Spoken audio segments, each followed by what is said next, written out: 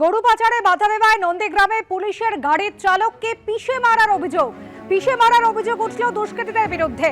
ঘটনাকে কেন্দ্র করে হাসপাতালের মর্গে একেবারে তুলকালাম কাণ্ড।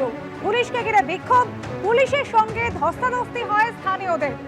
আজ ভোর 4:30 নাগাদ রেয়াপাড়া ফাঁড়িতে লরিতে করে গরু পাচারের খবর আসে, তারপরে এই ঘটনা।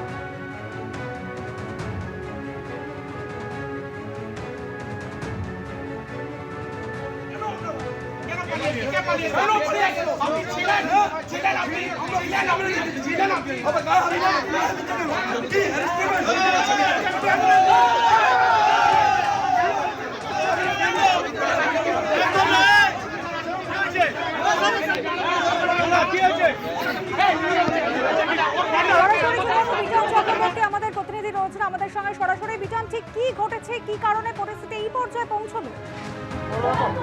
দেখো, আর আজকে ভোর 4:30 নাগাদ যেটা স্থানীয় বাসিন্দারা অভিযোগ করছেন যে এই এলাকা থেকে বহুদিন আগে থেকে কিন্তু একটি ষাঁড় চক্র, পাচার চক্র তারা কিন্তু সক্রিয়।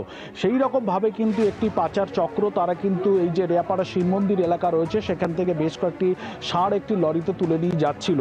ঠিক সেই সময় পুলিশের গাড়ি একটি বাধা দেয় এবং সেই সময় পুলিশের গাড়ি যিনি চালক ছিলেন স্থানীয় বাসিন্দা সহদেব প্রধান, তিনি নেমেও বাধা দেন এবং তাকে কার্যত সেই লরিটি পিষে দিয়ে চলে যায় এবং তারপরেই কিন্তু এখানে ঘটনার সূত্রপাত। এবং তুমি দেখতে পাচ্ছ এখনো পর্যন্ত যে এই যে পুলিশের গাড়িটি তোমাকে দেখাচ্ছে ক্যামেরা পার্সন আমাদের রঞ্জন, সেই গাড়িটিতে কিন্তু দেহটি রয়েছে এবং স্থানীয় বাসিন্দারা কিন্তু সকাল থেকে সেই একই রকমভাবে বিক্ষোভ দেখাচ্ছেন। তাদের যেটা বক্তব্য যে এটা নিছক দুর্ঘটনা নয়, এটা পরিকল্পিতভাবে খুন করা হয়েছে এবং সেই ঘটনার সঙ্গে যারা জড়িত রয়েছে তাদেরকে অবিলম্বে গ্রেপ্তার করতে হবে, শাস্তি দিতে হবে।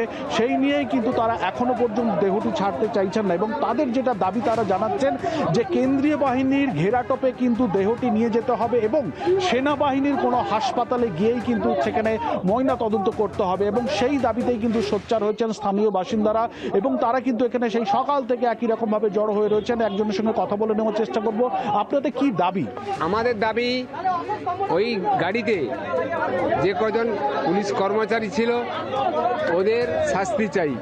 একজন ড্রাইভার ওদেরই কর্মরত, ওকে একাকে মৃত্যুর মুখে ঠেলে দিয়ে ওরা পালিয়ে গেছে, এটা একদিক। এবং আমাদের ফাঁড়ির ইনচার্জ যিনি আছেন উনি সব কিছু জানেন, আমি যতটুকু বুঝতে পারছি এখন। হ্যাঁ, ওনার সঙ্গে কথা বলে ওনাকেও জিজ্ঞাসা করুন উনি জানেন কিনা, বা ওই যে কর্মচারী 4 জন ছিল অর্থাৎ তারা যেটা বলছেন যে স্থানীয় বাসিন্দারা তারা কিন্তু অভিযোগ করছেন যে একেবারে পরিকল্পিতভাবে হত্যা করা হয়েছে। স্থানীয় বাসিন্দাদের যখন এই অভিযোগ, তখন নন্দীগ্রামের ঘটনায় রাজ্য প্রশাসনকে কটাক্ষ রাজ্যের বিরোধী দলনেতা শুভেন্দু অধিকারী। নন্দীগ্রাম থেকে নন্দী মহারাজকে চুরি করে পালানোর সময় পুলিশের গাড়ির চালককে খুন করল দুষ্কৃতীরা। সহদেব প্রধান আমার বিধানসভা কেন্দ্রে নন্দীগ্রামের বাসিন্দা। শুধু অপরাধ আটকানো নয়, চিরাচরিত সনাতনী ভাবাবেগকে মান্যতা দিয়ে প্রতিরোধ করার জন্য আজ প্রাণ ত্যাগ করতে হলো সহদেব প্রধানকে। দক্ষিণ 24 পরগনা থেকে বারবার দুষ্কৃতীরা অন্ধকারে পূর্ব মেদিনীপুরে হানা দিচ্ছে। আগেও ভূপতিনগর, ভগবানপুর, চণ্ডীপুরে এই ধরনের ঘটনা ঘটেছে। দুষ্কৃতীরা বেপরোয়া হয়ে এই অপরাধ চালিয়ে যাচ্ছে।